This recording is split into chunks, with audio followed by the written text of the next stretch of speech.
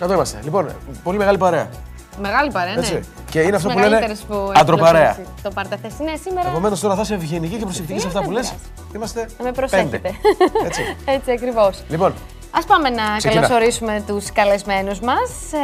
Αρχίζοντας από τον Άγγελο Πολυζωίδη. Καλώς ήρθες, Άγγελε. Σπουδαστή, digital design. Δίπλα του είναι ο Δημήτρης Σιντζές. Το ίδιο ακριβώς σπουδαστής και ο Δημήτρης.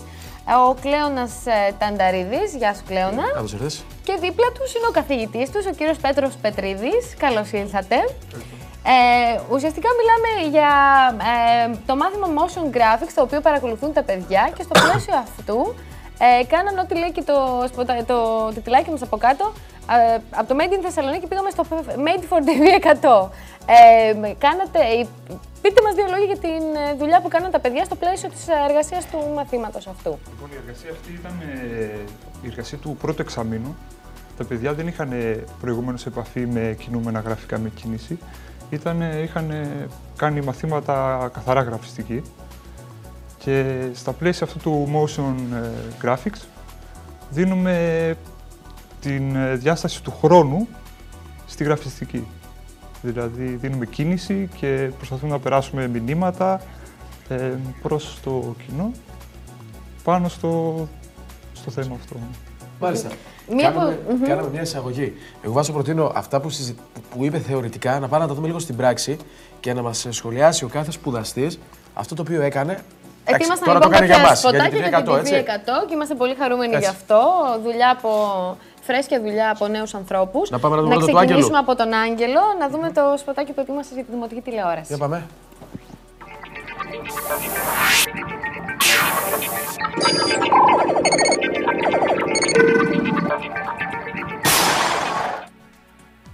Μάλιστα. Το σκεπτικό σου. Δεν είναι κάποια σχετική ιδέα. Απλά ήθελα να κάνω κάτι abstract, κάτι ηλεκτρονικό, κάτι digital και πάνω σε αυτό κινήθηκα. Δηλαδή κάτι χωρίς εξωτερικά στοιχεία, αποκλειστικά γραφιστικό.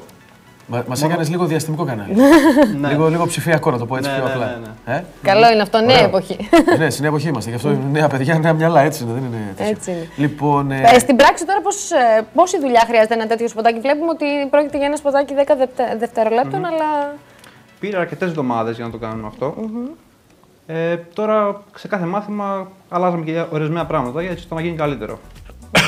Αλλά γενικώς πήρε κάνα δίμηνο κάπου εκεί πέρα. Ναι. Ενώ το βλέπεις 10 δευτερόλεπτα και λες εντάξει, θέλει τόσο πολύ δουλειά. Φυσικά όταν δεν ξέρεις, πως εμείς μας κάνει εντύπωση. Κύριε Πετρίδη, σε τι εστιάσατε γενικότερα στη δουλειά των παιδιών, τι στοιχεία προσπαθούσατε έτσι? Στην αρχή του δόθηκε ένα brief, το οποίο έγραφε δημιουργία TV spot του λογοτύπου του σταθμού. Και στο brief αυτό έγραφε στην ουσία να χρησιμοποιήσουν τα σλόγγαν του σταθμού για τη δημιουργία του σήματος. Και από εκεί και πέρα η αισθητική και το στυλ και τα λοιπά ήταν ελεύθεροι να επιλέξουν. Τους δώσατε την πληροφορία και σας έδωσε το προσωπικό του στίγμα. Να προχωρήσουμε να δούμε και την δουλειά του Δημήτρη.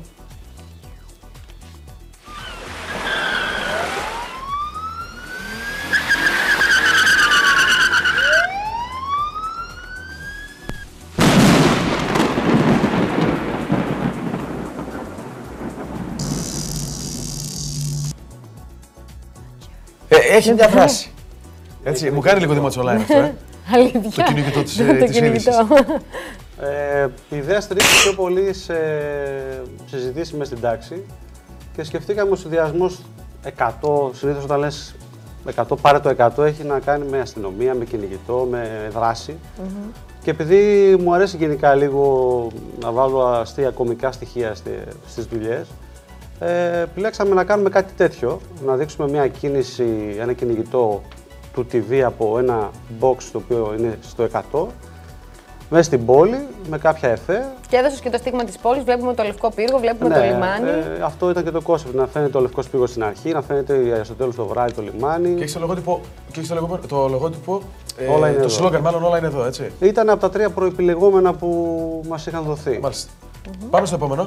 Πάμε στο επόμενο, το σποτάκι του Κλέονα.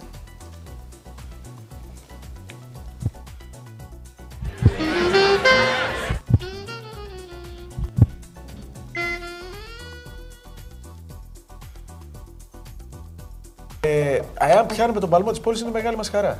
Για τη δουλειά που κάνουμε εμείς προς τον κόσμο. Και εγώ έτσι κάπως το είδα.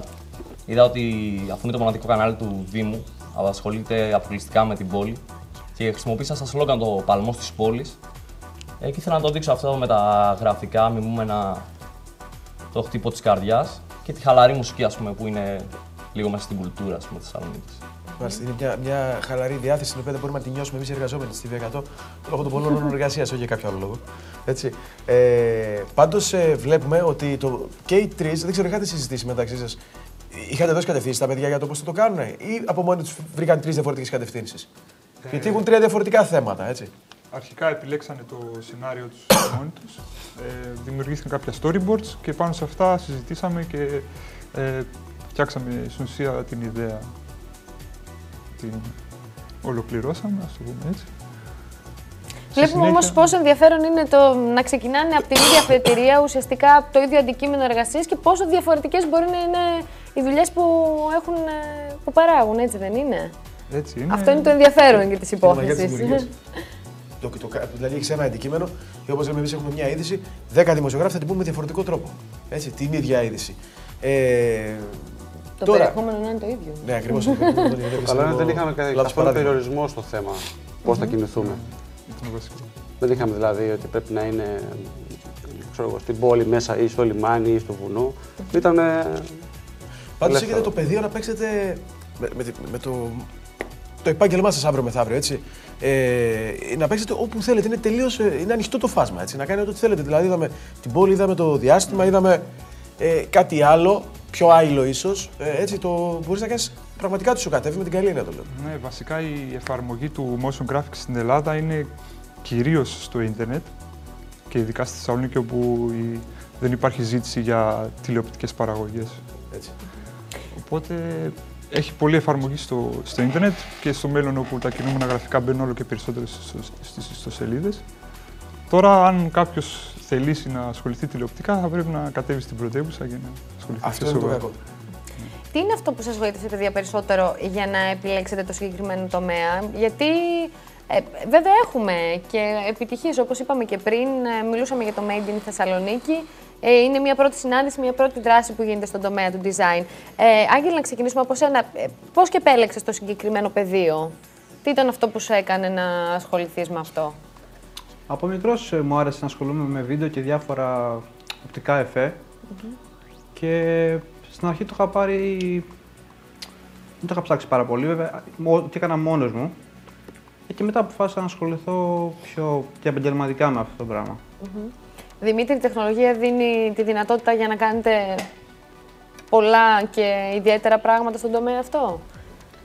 Ναι, σίγουρα δίνει και δεν υπάρχουν ώρες αυτά τα πράγματα, γιατί η εξέλιξη της τεχνολογίας είναι συνεχόμενη. Οπότε αυτό που κάνεις σήμερα δύσκολα, μπορεί αύριο να το κάνεις πολύ πιο εύκολα και συνέχεια οπότε πρέπει να ερευνάς και να ακολουθείς τις τάσεις. Στον τομέα σας υπάρχουν και πολλοί αυτοδίδακτοι, ας το πούμε έτσι. Προφανώς και εσείς ξεκινήσατε κάπως έτσι και μετά θέλατε να το εξειδικεύσετε ή τέλος πάντων να πάρετε και κάποιες γνώσεις.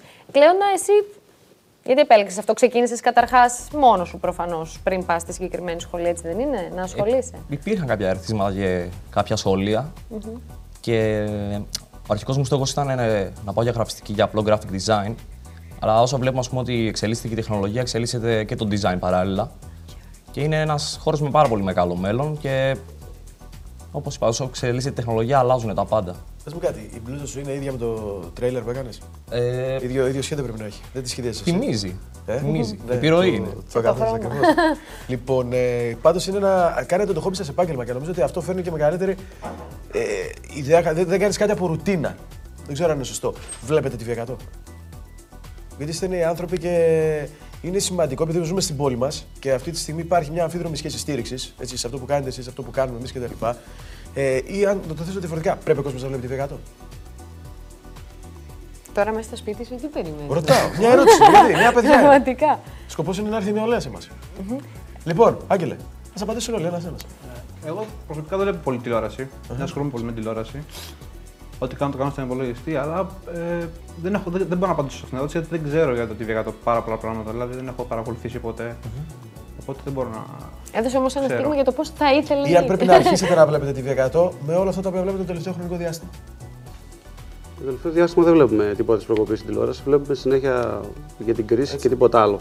Οπότε είναι στο κανάλι έγκυται το κατά πόσο θα προσελκύσει νέους τηλεθεατές με βάση το περιεχόμενο του προγράμματός του. Είναι μια κίνηση που βοηθάει την νεολαία για να έρθει στο κανάλι, βλέποντας τα σπότ σας. Ναι, Καταρχήν θα βλέπετε εσείς 3 από εδώ και πέρα ή 4 από εδώ και πέρα γιατί θα παίζουν τα σπότ σας. πολύ καλό. Αλλά σίγουρα μια κίνηση που βοηθάει, πιστεύω. Δάσκαλε. Γενικώς Λίγο με φαντάζομαι σένα. να υπάρχει συνεργασία με τους ανθρώπους της πόλης, τους σπουδαστές, ειδικά νέους ανθρώπους. Στα παιδιά ανήκει την Και τηλεόραση, δεν έχει σημασία. έτσι ακριβώς. Και σε ένα κανάλι που προσπαθεί τέλος πάντων να ανοιχτεί σε αυτό το κοινό ακόμη περισσότερο. Ευχαριστούμε πολύ. Ευχαριστούμε πολύ. Καλές δημιουργίες και Θα έχουμε ό,τι την καλό ευκαιρία- σποτ φτιάξετε, το δεχόμαστε. Να βλέπουμε τα σποτ των παιδιών λοιπόν κατά τη διάρκεια της ημέρας, κατά τη ευχαριστούμε για διάρκεια τα του προγράμματος. Ευχαριστούμε πολύ. Κλείνοντας. Κλείνοντας. Αύριο η Βάσο έχει εξασφαλίσει προσκλήσεις για τον Βασίλη Παπακοσταντίνου και τα κίτρινα ποδήλατα για το stage για το Σάββατο. Ναι, Θέλουν ξανά τα Βάσο, πες τα ονόματα λίγο των πάλι. νικητών.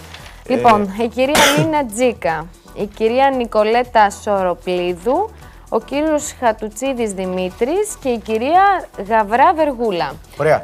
Πάμε σε Είναι οι δελτίο 4 ειδήσεων. νικητές. Πάμε σε δελτίο ειδήσεων με τη Μαρία Μουστάκα. Μείνετε στο σταθμό να δείτε το δελτίο. Έχουν βγει πάρα πολλές ειδήσεις. Όσο κάνουμε το πάρτε θέση, είπαμε μία για το επίδομα της ανεργίας. Κάποιες κατηγορίες θα εξαιρεθούν, αλλά δεν θέλω να πω τα περισσότερα πράγματα. Λεπτομέρειες στο δελτίο ειδήσεων και όλα τα υπόλοιπα στην αυριανή ημέρα και σε όλο το πρόγραμμα που έχει ο σταθμός μας. Γεια σας. Γεια σας.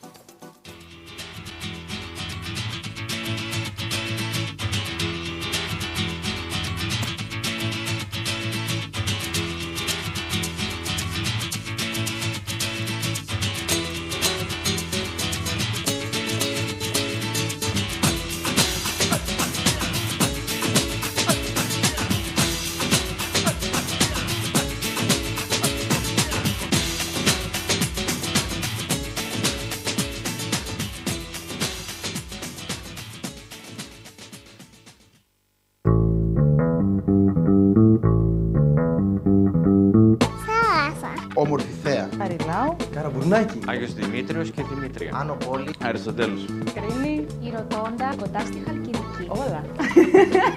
Ποτάκι στη Βαλαωρίτου. Καλοντημένος κόσμος. Ωραίες φάτσες. Παιδικοί έρωτες. Έχουμε ωραίες γυναίκες. Τα ωραία αγόρια. Έχει και βατράχια. Χωράει. Κάστρα, καλό φαΐ. Όχι καλαμάκια, σουβλάκια. Σισαμένια κουλούρια. Φραπές, φραπές, φραπές. Μπαλαλάικα, λαλά. Καινούργιες κουλτούρες. Φεστιβάλ και μεταγράφη. Προγκρέσι. Συναυλίες. Το διαφορετικά στυλ που απλά περνάνε από μία. Exactement. Η πόλη είναι jazz. Πρέπει να το δοκιμάσεις. Βλέπω δυνατότητες. Βλέπεις την πόλη σου.